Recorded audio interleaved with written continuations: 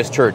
Up until 5 minutes ago, the mantra here was patience, patience. We're not going to get any information anytime soon. This was the opposite of wait and see in some ways. This was, we're pressing charges right now. We know enough to know that these officers, the state's prosecutor says, we know enough to know that they behaved improperly. This is what we needed. We needed a decisive prosecutor on this matter, and we got what we needed. I have never seen a prosecutor outline a case like this in such detail with such transparency, and I am just really thrilled, quite frankly, that she handled it in this way. I think this is what the nation needs. I think that her reaction to this and her transparency should serve as a model to other prosecutors all around our country. When decisive action needs to be taken, it should be taken. I think it's also very important to note that she had an independent investigative team working on this from the very beginning. And John, you know, and Senator,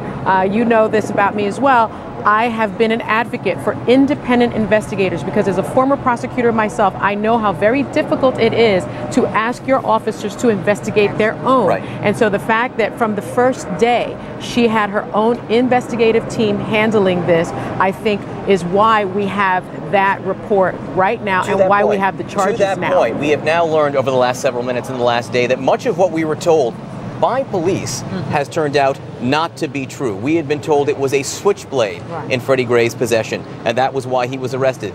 He did not have a switchblade. The state's attorney just said that the blade he had was completely legal. There were no grounds for arrest. Up until yesterday, we did not know about this extra stop in front of that Korean grocery. Now we know that. There is new information coming out by the investigation from this state's attorney that we did not know before. Sonny, hang on for one moment. I want to get your reaction, Senator Pugh.